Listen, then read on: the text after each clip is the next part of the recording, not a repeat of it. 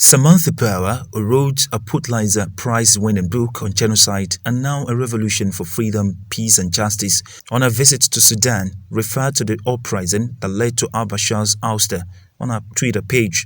The decision is a step forward in the long-awaited trial of suspects wanted for war crimes and genocide in the Darfur conflict, including former President Omar al-Bashir. The bill, however, still needs to be ratified by a joint meeting of Sudan's ruling Sovereign Council and Cabinet. Together, they serve as an interim parliament. The Cabinet did not offer a time frame for ratification. Sudan has been led by a joint military-civilian government since a popular uprising led to the military's overthrow of al-Bashir in April 2019. The transitional government, which promised democratic reforms, has previously said that war crime suspects, including al-Bashir, will be tried before the ICC, but the trial venue is a matter of negotiations with the Hague-based court.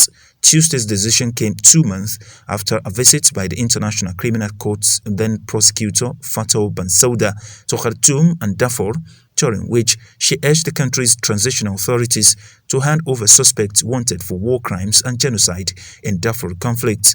The Darfur conflict broke out when rebels from the territory's ethnic Central and Sub-Saharan African community launched an insurgency in 2003, complaining of oppression by the Arab-dominated government in Khartoum. Al-Bashir's government responded with a campaign of area bombings and raids by militias known as Janjaweed, who stands accused of mass killings and rapes.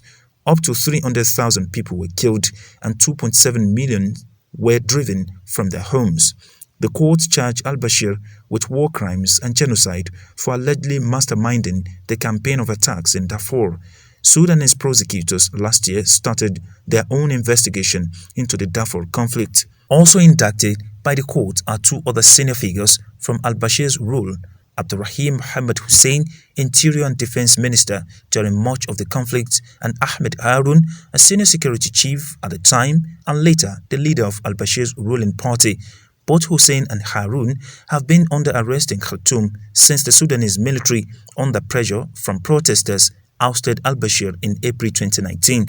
The court also indicted rebel leader Abdullah Banda, whose whereabouts are unknown, and Janjaweed leader Ali Khoshaib, who was charged in May with crimes against humanity and war crimes.